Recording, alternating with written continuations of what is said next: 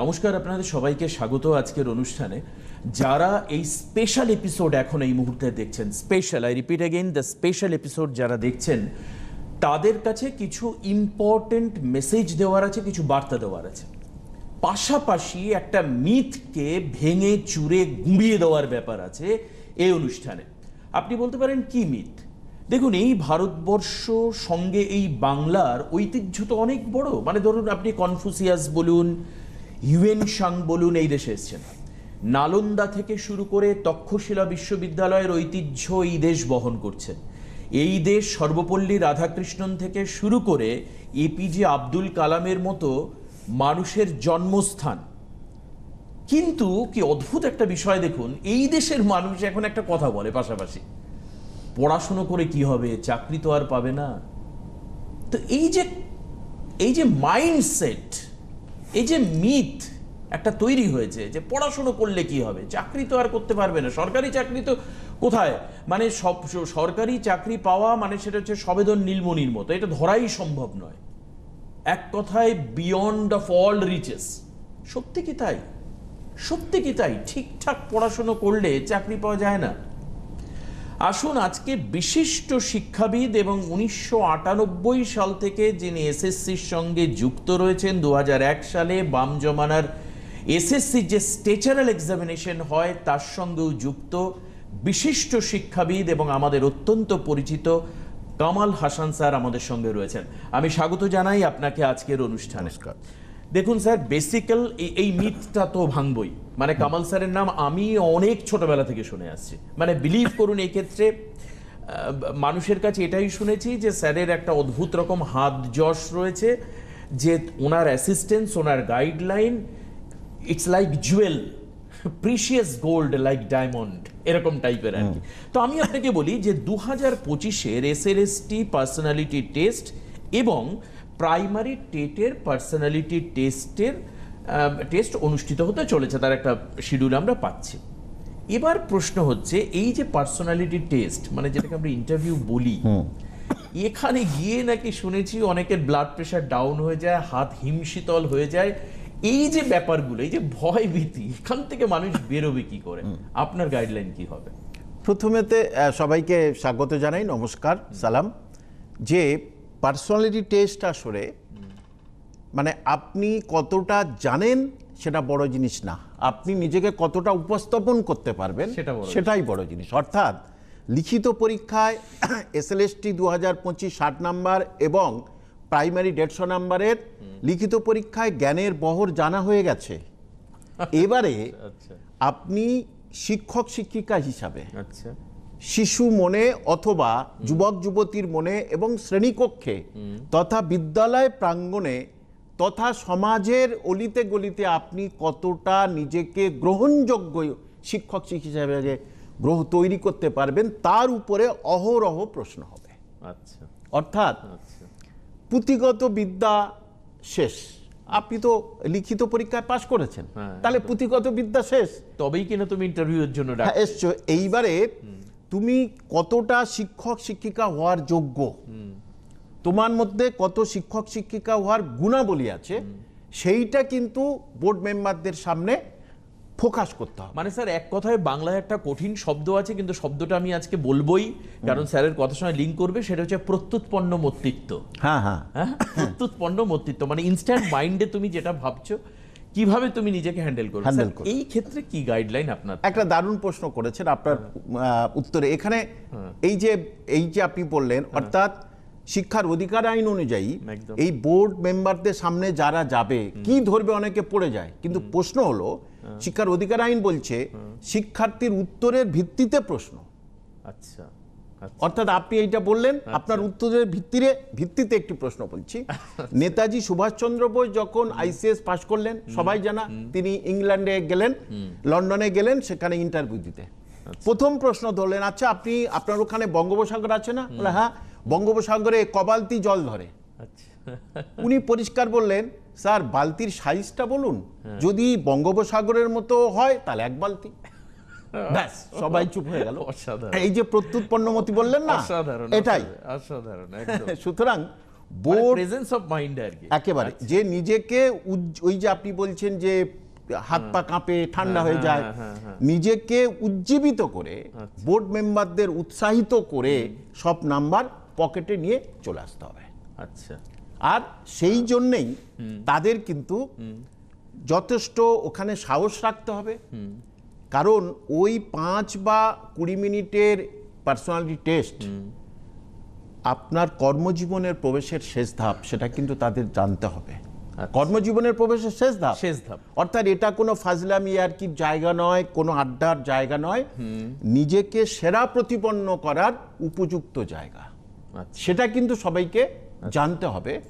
এবং বোর্ড মেম্বাররা খুব সাহায্য করেন, অর্থাৎ যে আপনি যে সহজ সরল ভাবে আপনার সবকিছু সেখানে বলে দিয়ে আসতে হবে।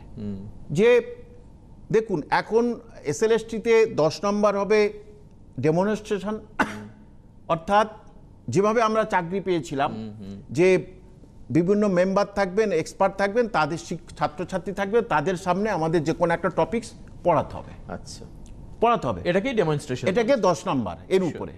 তার উপরে কিন্তু তখনই কিন্তু অহরহ প্রশ্ন করা হবে, সেই বিষয়ের উপরে অহরহ প্রশ্ন করা হবে। আর 10 নাম্বার হলো কমিউনিকেশন স্কিল আর টিচিং অ্যাপটিটিউড। এটা এসএলএসটি। আর প্রাইমারিতে 5 আর 5 ডেমনস্ট্রেশন, 5 হচ্ছে ইন্টারভিউ। দু জায়গায় কিন্তু আছে কমিউনিকেশন স্কিল এবং পার্সোনালিটি এবং হচ্ছে টিচিং অ্যাপটিটিউড। এইবারে সবারই কৌতূহল যাচ্ছে কমিউনিকেশন স্কিল কি, কমিউনিকেশন স্কিল কি, যোগাযোগের দক্ষতা কি। দেখুন আমি একটা গোলাপ নিলাম, শুকছি খুব সুন্দর সেন্ট বার হচ্ছে, হঠাৎ ফেলে দিলাম, কেন? তখনই ফেলে দেবো যখন গোলাপের মধ্যে সেই সৌগন্ধ আর বার হবে না, তখনই ফেলে দেবো। ঠিক তেমনি দেখুন যদি স্বামী স্ত্রীর মধ্যে যদি বলি তাদের সম্পর্ক খুব সুন্দর আছে, হঠাৎ দেখা যাচ্ছে তাদের মধ্যে যদি সম্পর্ক চলে গেল, কেন? বিশ্বাস আর ভালোবাসা নেই, মানে কিছু কমিউনিকেশন। ঠিক তেমনি শিক্ষক শিক্ষিকা ছাত্রছাত্রীদের মধ্যে শ্রেণীকক্ষে কমিউনিকেশন স্কিল কি, প্রশ্ন সবার এখানে হলো ছাত্রছাত্রী শিক্ষক শিক্ষিকার মধ্যে পাঠদান যদি চলে যায় তাহলে ছাত্রছাত্রীরা শিক্ষক শিক্ষিকার কথা শুনবে না, স্বাভাবিক, একদম পড়াতে পারেন না। অর্থাৎ এই পাঠদানটার ওখানে কিন্তু দারুণভাবে প্রয়োগ করতে হবে যে আমি কিন্তু খুব সুন্দর পাঠদান করতে পারি, আমার শিল্পটা কিন্তু যথেষ্ট ভালো, এইটাই বোঝাতে হবে। আচ্ছা, বেশ, এবার আমাকে একটু বলুন যে এই যে কমিউনিকেশন স্কিল বা এই যে টিচিং অ্যাপটিটিউডের কথা আপনি বলছেন, এখানে দাঁড়িয়ে ধরুন আমি যারা ভীষণভাবে ইন্টেলেকচুয়াল তারা পড়াশুনো করছে, পুঁথিগত বিদ্যা সবার রয়েছে, কিন্তু এই যে পার্সোনালিটি টেস্ট বা ইন্টারভিউ এর জন্য মাইন্ড সেটআপ আমাকে কি করে করতে হবে? কামাল স্যার কি বলছেন? দেখুন মাইন্ড সেটআপ মানে এখানে একটা সবাইকে বলে দিই, সে হয়তো ভাবে যে ওয়েস্ট বেঙ্গলের একটা জোনে ফার্স্ট হয়েছে, ইতিহাসে জেনারেলে ফার্স্ট হয়েছে, মানে এই নয় যে সে ইন্টারভিউ উতরে যাবে। আচ্ছা, অর্থাৎ বোর্ড মেম্বারদের হাতে একটা ক্ষমতা রয়েছে, তারা লিখে দিতে পারে this candidate is not fit for the post, যদি তার মধ্যে শিক্ষকোচিত মনোভাব না থাকে। আচ্ছা, মনোভাব যদি না থাকে তাহলে কিন্তু বোর্ড মেম্বাররা তার উপরে অসন্তুষ্ট হতে পারে। অর্থাৎ আপনি যে সমাজের শিক্ষক মশাই মানে 24 ঘন্টা শিক্ষক মশাই, তাকে সবাই মাস্টার মশাই বলে, একদম এবং সকাল থেকে সন্ধ্যা পর্যন্ত আমাকে মাস্টার মশাই বলে, অন্য কোনো পেশায় কিন্তু হয় না। সেই জন্যেই তাকে কিন্তু সব সময়ের জন্য জানুন বিদ্যালয় কিন্তু শিশু ছাত্রছাত্রীদের নিয়ে কিন্তু বিদ্যালয়, তাহলে আমাদের সব সময় ছাত্রছাত্রীদের উন্নয়নটা কিভাবে হয় সেটা কিন্তু আমাদের জানতে হবে। সেই জন্য দেখুন এখানে স্টাডিকে প্রচুর স্টাডি করে যাচ্ছে, সেখানে আমার একটা স্টাডি ম্যাট আছে, ছেলেমেয়েরা নিচ্ছে আসছে, কিন্তু ব্যাপারে সে সব পড়ে নিল, কিন্তু ওখানে গিয়ে প্রশ্নটা যাকে যখন করবে সেইটা যদি সে সঠিক উত্তর দিতে পারে, ওই যেমন নেতাজির এক বালতি জলের মধ্যে যদি উত্তর দিতে না পারে তাহলে কিন্তু সে ফ্যাসাতে পড়বে। যেমন অনেককে দেখেছি যে আমরা দেখুন আমার জীবনে আমি 5বার ইন্টারভিউয়ে মানে ফেস করেছি, মানে যখন শিক্ষকতার চাকরি করি, আর বামফ্রন্টে 2001 সাল থেকে আছি। সুতরাং পার্সোনালি আমি যেটা বলবো সবাইকে যে কোনো ভয়ভীতি নেই, ভয়ভীতি করার কোনো দরকার নেই, নিজেকে কিন্তু ভীষণভাবে উজ্জীবিত করতে হবে, করে বোর্ড মেম্বারদের উৎসাহিত করাটাই কিন্তু সবচেয়ে বড় জিনিস। বেশ, আপনি এখানে বেশ কয়েকবার বোর্ড মেম্বার শব্দটা ব্যবহার করলেন, তো আউট অফ মাই কিউরিসিটি আমি জানতে চাইবো এই বোর্ড মেম্বার অ্যাকচুয়ালি স্যার কারা হন, দ্বিতীয়ত হচ্ছে এই যে যারা বোর্ড মেম্বার রয়েছেন মানে যারা আমার ইন্টারভিউ নিচ্ছেন তাদের মাইন্ডসেট কীরকম হয়, আচ্ছা তৃতীয় আমার প্রশ্ন হবে তাদের ভূমিকা কত, কারণ আপনি একটু আগে একটা লাইন বললেন সে লাইনটা জীবনের কর্মক্ষেত্রের জন্য ছেদ পড়ে যেতে পারে যে this candidate is not suitable or not fit for the post, ভয়াবহ লাইন। তার মানে আমার এখন জানতে হবে যে এই ক্যান্ডিডেটরা যারা বোর্ড মেম্বার হন তারা কি প্রকৃতির মানুষ হয়ে থাকেন আপনার অভিজ্ঞতা থেকে, কারণ যেহেতু আপনি এখানে প্রায় 25 বছরের ওপর একটা অভিজ্ঞতা শেয়ার করছেন, 25 ইয়ার্স। দেখুন যে বোর্ড মেম্বার এই তিনজন থাকেন, মাঝখানে যিনি থাকবেন তিনি কিন্তু স্কুল সার্ভিস কমিশন অথবা প্রাথমিক শিক্ষা পর্ষদের নমিনি, সেটা কিন্তু কেউ জানেন না। আচ্ছা, যাকে তাকে এনে বসাবেন না, কিন্তু স্কুল সার্ভিস কমিশন অথবা প্রাথমিক শিক্ষা পর্ষদের নমিনি, মাঝখানে যিনি থাকবেন, বাঁদিক আর ডান দিক যে দুজন থাকবেন, একজন হচ্ছে কে শিক্ষা দপ্তরের নমিনি আর একজন হচ্ছে সরকারের নমিনি। যিনি মাঝখানে থাকবেন তিনি সাবজেক্টের উপরে অহরহ প্রশ্ন করবেন। আচ্ছা, আর আরেকটা যেটা সবাই মনে করে যে এই তিনজন মনে হয় শিক্ষক, যে এসেছে সে মনে হয় ছাত্র বা ছাত্রী, কথাটা মারাত্মক ভুল আমার অভিজ্ঞতা থেকে বলছি। কেন?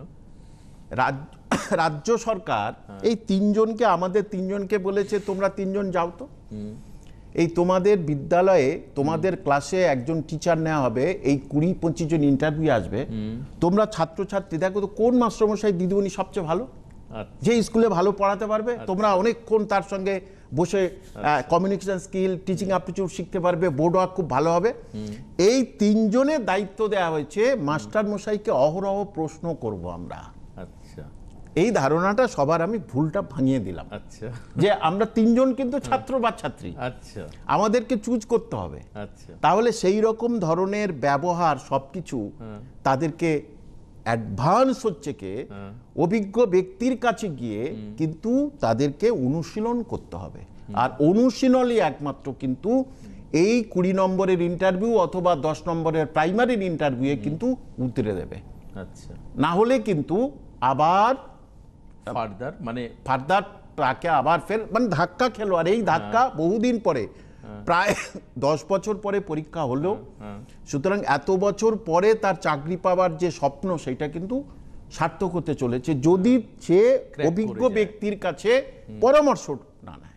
আচ্ছা, অভিজ্ঞ ব্যক্তির কাছে পরামর্শ দরকার, কিন্তু আমি একটা কথা জিজ্ঞেস করছি, ধরে নিন কামাল স্যার আপনাকে মাস্টারমশাই বলে বহু মানুষ জানেন, চেনেন, আমরাও জানি, এবার প্রশ্ন হচ্ছে যে আপনার সঙ্গে যোগাযোগের একটা হিউজ আকুতি কিন্তু আমাদের কাছে অলরেডি আসছে। আমার এই মানে ক্যামেরা পার্সন এরা বলছে যে মানে এখানে যে কমিউনিকেটর রয়েছে তার কাছে মানুষের জিজ্ঞাসা করা, লিখিতভাবে জানানো আপনার আগের প্রোগ্রাম থেকে, মানে এই যে আপনার এত সুন্দর ইন্টারাকশন না টিভিতে, এটা দেখে আমার কাছে ব্যক্তিগতভাবে অনেকে জিজ্ঞেস করেছেন যে কামাল স্যারের সান্নিধ্য কি করে পাওয়া যায়, তো সেই সান্নিধ্য পাওয়ার উপায়টা যদি একটু বলা যায়। দেখুন যে আমার নামটা বহুদিন ধরে সবাই চেনে 1998 থেকে, সুতরাং তারা ফেসবুকে অথবা গুগলে গিয়ে কামাল হোসেন কোচিং সার্চ করুন, আচ্ছা, দুটো ফোন নাম্বার পেয়ে যাবে। বাহ। এবং ওখানে ফোন করলে তারপরে তো আমার সঙ্গে যোগাযোগ হবে। যে এইটুকু, এটা কিন্তু একদম আমার আউট অফ কিউরিসিটি থেকে জিজ্ঞেস করলাম, কারণ আমার পাড়ায় একজন ব্যক্তিগতভাবে জিজ্ঞেস করেছে কামাল স্যারের ওখানে যাবো কি করে, তুমি অন্তত পক্ষে নাম্বারটা ওনার জোগাড় করে বা কলেজ স্ট্রিটে গিয়ে যারককে জিজ্ঞেস করলে হবে। আচ্ছা, সব দিনই খোলা, 11টা থেকে একদম 6টা পর্যন্ত খোলা। কলেজ স্ট্রিটে গিয়ে যাকে খুঁজে জিজ্ঞেস করলে বলে দেবে। এখনই তারা গুগল সার্চ করুক কামাল হোসেন কোচিং, অথবা ফেসবুক সার্চ করলেই আমার সবকিছু পেয়ে যাবে। একদম স্যার, আরেকটি ইম্পর্টেন্ট জিনিস, আপনারা আশা করি টিভির সামনে থেকে এক মুহূর্তের জন্য চোখ সরাচ্ছেন না, কারণ আমাদের সঙ্গে এই মুহূর্তে একেবারে সরাসরি অনুষ্ঠানে কামাল হাসান, আপনাদের প্রিয় মাস্টার মশাই, স্যার, যে যাই বলুন না কেন তিনি উপস্থিত রয়েছেন। আমি না এই যে ইন্টারভিউয়ে গিয়ে প্রচুর মানুষকে ডিসঅ্যাপয়েন্টেড হতে দেখেছি, এবং স্যার এই ধাক্কাটা এত মারাত্মক ধাক্কা, যেখান থেকে কামব্যাক করতে তাদের একটা লং টাইম লেগে গেছে, যে আমি ইন্টারভিউতে ক্র্যাক করতে পারলাম না, মানে একদম আমি এন্ড পয়েন্টে চলে আসছি, আমি আমার লক্ষ্য দেখতে পাচ্ছি, বাট আমি সেটা ধরতে পারলাম না। স্যার আমাকে একটু বলুন যে ইন্টারভিউ এর বোর্ডে এই যে যখন আমি ঢুকছি ঘরে, তার পশ্চার গেস্টার কি হবে, অর্থাৎ আমি প্রবেশ প্রস্থান কি হবে, আমি কিভাবে বসবো, আমার মানে আমার শরীরটা কিরকম থাকবে, প্রথমেই গিয়ে আমি বসবো কিনা, আমার আই কন্ট্যাক্ট কিরকম হবে, এই যে ইন্ডিভিজুয়াল যে অ্যাঙ্গেল আমার, কারণ আপনি এর আগে একটা অনুষ্ঠানে বলেছিলেন যে ছোটখাটো বিষয়গুলোকে তারা খেয়াল করে। হ্যাঁ নিশ্চয়ই। এখন এখানে যারা শুনছেন তাদের সবচেয়ে বড় কথা দেখছেন যে প্রথম পার্সোনালিটি টেস্টের প্রথম 10 সেকেন্ড বা 20 সেকেন্ড ধারণা পুরো চেঞ্জ করে দেবে। আচ্ছা, প্রথম 10-20 সেকেন্ড, অথবা ওই যে বলে না লাভ অ্যাজ ফার্স্ট সাইট, প্রথম 10-20 সেকেন্ড সে কেমন সামনে গিয়ে হাসি মুখ করছে, কেমন সে জেস্চার পোস্টার করছে, নমস্কার করতে পারছে কিনা, ঠিকভাবে বসেছে কিনা, এইটুকুটাই কিন্তু বোর্ড মেম্বারদের কিন্তু প্রথমেই সে 60% নম্বর পেয়ে গেল, একটা ধারণা তোলে। এবং এটা তো এখানে তো আমি দেখাতে পারবো না স্টুডিওতে যে গিয়ে নমস্কার করছি, কিভাবে বসছি, এটার জন্য তো তাদের সরাসরি না আসলে আমি কি করে বলবো, তাই না? আচ্ছা, মানে আমাকে এটা তাহলে একটু ক্লিয়ার করুন, মানে আপনি যখন কাউকে গাইড করছেন এই জায়গাগুলোও কি গাইড করে দেন আপনারা? একেবারে পুরো, মানে দেখুন যে কিভাবে সে প্রবেশ করবে, প্রস্থান করবে, প্রবেশে ভুল আবার তাকে আসতে বললাম যে আবার আসুন। আচ্ছা, এবং বোর্ড মেম্বার 3 জন থাকবেন, এই রকম ভাবেই 4টে বোর্ড হবে। আচ্ছা, 4টে বোর্ড, তারা কিন্তু প্রত্যেকটা বোর্ডে যাবে, গিয়েই সেখানে বলবে, প্রশ্ন ধরবেন তারা এক্সপার্ট, অল আর এক্সপিরিয়েন্স স্কুল টিচার, মানে যারা কিন্তু ইন্টারভিউ ফেস করেছে, তাদের অভিজ্ঞতাটা নতুন এদের কাছে তারা বলে দেবে, এবং ভুল কি প্রত্যেকে বলে দেবে। আর প্রত্যেকটা যে মক বোর্ড তৈরি হবে, সেই মক বোর্ডে প্রত্যেকে কিন্তু গিয়ে প্রশ্ন করলে তারা বলে ভুল, উত্তর এটা, তুমি এত পেলে, তুমি এত পেলে, তুমি এইটা বললে না, এইটা বলবে। তাহলে এই যে সে 4টে বোর্ডে গেল, তাহলে তার তো 3-4-12 জন অভিজ্ঞ শিক্ষকের সে অভিজ্ঞতা অর্জন করলো, তখন সে বুঝে গেল আমি এত পেতে পারি। তার ভুল ভ্রান্তি সবকিছু তখন কিন্তু পরিষ্কার পরিচ্ছন্নভাবে ক্লিয়ার হয়ে যাবে, এবং যখন সে ফাইনাল যাচ্ছে তখন সে একটা ব্যাপক অভিজ্ঞতা নিয়ে যাচ্ছে। অর্থাৎ মেন ইন্টারভিউয়ে যাওয়ার আগে মক ইন্টারভিউয়ে সে কিন্তু নিজেকে পূর্ণাঙ্গ প্রস্তুত করতে হবে। তার প্রথম 10 সেকেন্ড 20 সেকেন্ডে কি ভুল, সেটাই কিন্তু সে বুঝে যাবে পুরোপুরি। 4টে যখন মক বোর্ডে যাবে তখন সে কিন্তু বুঝতে পারবে। আর এটা তো এখানে আমি বোঝাতে পারছি না, মানে ডেমনস্ট্রেশন করার জায়গা নেই, আঁচ দেওয়ার জায়গা আছে, দেওয়ার একটা ব্যাপার আছে, সময়ও নেই, বোঝানোর একটা ব্যাপার আছে। আচ্ছা, এবার হচ্ছে যারা এবার পার্সোনালিটি টেস্ট দেবে এসএলএসটি এবং প্রাইমারি টেটের ক্ষেত্রে, তাদের জন্য আপনার গাইডলাইন কি থাকবে? তারপরে আরও যদি সময় থাকে ডেফিনেটলি আমরা প্রশ্ন নেব, কারণ আমি জানি যে এই প্রোগ্রাম শেষ হওয়া পর্যন্ত কেউ নড়বেন না, কারণ এবার ক্যান্ডিডেট বলে নয়, হয়তো বা পরের বার পরীক্ষা দেবেন এরকম মাইন্ডসেটের লোকও কিন্তু বসে রয়েছে। বেশ, এবার আমাকে বলুন যে এবার যারা দেবে তাদের জন্য আপনার কি গাইডলাইন, সাজেশন কি থাকবে? প্রথম কথা যে নিজেরা ঘাবড়াবেন না, নিজেরা সর্বাধিক যে গুণ আছে আপনার, সেই গুণটা কিন্তু শিক্ষক খচিত মনোভাব, মানসিকতা, আপনি শিক্ষক হওয়ার যোগ্য, শিক্ষিকা হওয়ার যোগ্য, সেইটা ওখানে আপনাদের প্লেসমেন্ট করতে হবে। আর তার জন্যে বিখ্যাত বা সেরা শিক্ষক মশাইয়ের কাছে গিয়ে মহড়া নিতে হবে, যে আমার ভুলটা কি, আমার কি হচ্ছে। কারণ যারা ইন্টারভিউয়ে অনেক দিন ধরে ইন্টারভিউয়ে যারা গিয়ে ফেস করে যারা শিক্ষক শিক্ষিকা হয়েছে, তাদের অভিজ্ঞতা কিন্তু অনেক বেশি।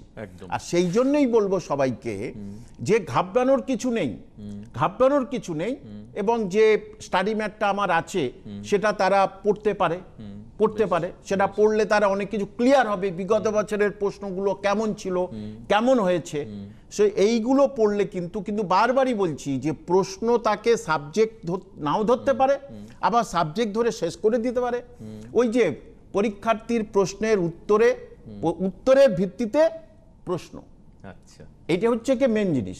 মানে আমার অভিজ্ঞতা থেকে বলছি, একজন পুরো মাথা তার টাক, তাকে সম্মান রেখে বলছি, ফিজিক্সের ছেলে, সে গেছিল, সবাই তার দিকে তাকিয়ে আছে, প্রথমে হাসলো। ওকে প্রশ্ন করলে এটা তো সবাই হাসবে, তা আপনি কি করবেন? ও বললো, স্যার প্রাথমিকভাবে আমাকে সবাই খারাপ ভাবতে পারে, কিন্তু বিদ্যালয়ে গিয়ে বোর্ড ওয়ার্কের মাধ্যমে এবং অঙ্গভঙ্গির মাধ্যমে পুরো একটা যে মৌমাছি মধু তৈরি করছে সেইটা লোকে শুনেছে, আমি এমনভাবে শব্দ দিয়ে ছবি এঁকে বোঝাবো যে তারা সত্যি সত্যি মধুর সৌগন্ধ পাবে। তার ফলে ছাত্রছাত্রীরা কি আমার এই জিনিসটা থেকে সরে যাবে। আর এটাই হচ্ছে কি আদর্শ শিক্ষক শিক্ষিকার সবচেয়ে বড় গুণাবলী। এইভাবে তাকে কিন্তু মহড়া নিতে হবে। ডাইরেক্ট সে কিছু করবে না, যদি হাজির হয়ে যায় তাহলে চেয়ারে ধাক্কা মেরে দিল, আসার সময় এমনি বলে উঠে চলে আসলো, এই টেবিলে হাত দেওয়াটাই মারাত্মক অন্যায়, মারাত্মক। টেবিল তো আমার নয়, টেবিলটা তো ইন্টারভিউ বোর্ড মেম্বারদের, তাহলে আমি ওখানে হাত দেবো কেন? এই যে নানা রকম ছোটখাটো, যেটা আপনি বলছিলেন, ছোটখাটো ভুলভ্রান্তির জন্য সে কিন্তু পা পিছলে যেতে পারে। তার মানে আপনি বলছেন যে এই ক্ষেত্রে মহড়া বা প্র্যাকটিসের একটা দরকার আছে, ভীষণ দরকার। মানে আপনি ফাইনাল ম্যাচ খেলতে যাবেন তার আগে নেটে আপনাকে ব্যাট বল করতে হবে এবং সেই অনুযায়ী আপনাকে গা ঘামানো যেটাকে বলে, গা ঘামানো যেটা বলে। আচ্ছা, এবার আমাকে একটা কথা বলুন, যে আবারও আরেকবার বলি আপনাদেরকে, দেখুন কোনো যোগাযোগের এই জায়গায় আমরা কোনো এক্সিকিউশন করছি না, স্কিন এক্সিকিউশন। এই কারণের জন্য বারবার করে মানুষ প্রশ্ন করেন আমরা কি করে কামাল স্যারের সঙ্গে যোগাযোগ করব। অ্যাটলিস্ট আমরা নেট প্র্যাকটিস করতে চাই, আমরা একটু মাঠে গা ঘামাতে চাই, কারণ সরাসরি ইন্টারভিউ হলে যদি যাই তাহলে সেখানে বিপদ, বিড়ম্বনা, বিপত্তি, এই ব দিয়ে তৈরি শব্দগুলো বারবার অবশ্যই আসতে পারে। ব্যর্থ সঙ্গে আপনি যুক্ত করলেন ব্যর্থ, মানে দেখুন সব ব দিয়ে শব্দ। এই যাতে ব না আসে তার জন্য হাতে একটু বলটা ধরতে হবে। আগে বল ধরা হচ্ছে কোন অভিজ্ঞ। স্যার আপনি একটা কথা বললেন খুব ইম্পর্টেন্ট, মানে আমার খুব কানে বাজছে কথাটা, সেটা হচ্ছে যে আপনার এক হচ্ছে আপনি 1998 সাল থেকে, মানে আপনি ধরে নিন 27 বছর 90 সালে শিক্ষকতা পেয়েছি, 90 সালে শিক্ষকতা পেয়েছি, 98 থেকে এসএসসি শুরু হয়েছে, 2001-এ বামফোর্ড আমাকে টেনে নিয়েছে। আচ্ছা, এই যে আপনার যে একটা ব্যাপক অভিজ্ঞতা, এবং আপনি বলছেন এই যে মহড়ার সময় যারা ইন্টারভিউ বোর্ডে গেছেন এরকম শিক্ষকদের সঙ্গে আপনি একটা ইন্টারাকশনের একটা স্টেজ বা মঞ্চ তৈরি করে, সেটা একটা সৌভাগ্য। এটা কতটা ইম্পর্টেন্ট, মানে ওই যে শিক্ষকরাও আপনাকে কমিটেড হচ্ছে বা স্টুডেন্টরাও সেই ফেসিলিটিটা পাচ্ছে, এটা কতটা গ্রোন আপের জন্য সাহায্য করবে? মানে প্রচন্ড সাহায্য করবে। আমি তো কিছুই জানতাম না, কম বয়স ছিল, শিক্ষকতার পেশায় ছিলাম, ওনাদের কাছে গিয়ে ট্রেনিং নিয়ে আমি কিন্তু পুরোপুরি পাকাপোক্ত হয়ে গেছিলাম যে কিভাবে প্রশ্ন করতে হবে, কোন কোন প্রশ্ন করতে হবে। এইগুলো থেকেই আমার যে অভিজ্ঞতা, সেই অভিজ্ঞতাগুলো তো আমি তো হতাশ ছেলে মেয়েদের যারা ইন্টারভিউয়ে যাবে তাদের তো শেয়ার করি। এই আপনার শেয়ার করার জন্য ডেকেছেন, শেয়ার করি। এবারে এই আধা ঘন্টা, পৌনে 1 ঘন্টায় তো সবকিছু আমি বলতে পারবো একদমই না। এবং সেই জন্য তারা মনে করলে তারা ইন্টারাকশন নিতে পারে, কিন্তু উইদাউট প্রিপারেশনে তারা কিন্তু ইন্টারভিউ বোর্ডে গেলে কিন্তু তাদের অনেক অসুবিধা আছে। আচ্ছা, এবার আপনি একটা কথা বলুন দেখি, আমার মনে হচ্ছে মানে যখন আমরা সময় পাচ্ছি, আমরা আপনার মতো এরকম মানুষকে পেয়েছি, এটা আমাদের কাছে খুব মানে একটা বড় প্রাপ্তি। আপনি আমাকে বলুন যে এই যে ইন্টারভিউ, আপনি বহু ইন্টারভিউ বোর্ডে থেকেছেন বা সেই অভিজ্ঞতা আছে, আপনি আমায় 3টে, আপনারাও শুনে নিন, 3টে এমন ঘটনা বলুন যেগুলো মোটামুটিভাবে যারা ইন্টারভিউয়ার রয়েছে তাদের নেগেটিভ স্কোর করতে সাহায্য করে। এমন কোন 3টে জিনিস, যে 3টে জিনিস অন্ততপক্ষে কামাল স্যার চান না কখনো যে সেটা হোক কোনো পরীক্ষার্থীর সঙ্গে, কিন্তু তারা করে ফেলে ইন জেনারেল ওয়েতে? আসলে একটা কথা, যে যদি একটা প্রশ্ন আমি নাও পেতে পারি, আচ্ছা, সাবজেক্টের, সেখানে আমি বলবো না, অধিকাংশ বলে জানি না, তার মানে সে বেয়াদব। আচ্ছা, উত্তরটা দিল বেয়াদবের মধ্যে, জানি না মানে বয়স্ক ব্যক্তি তারা।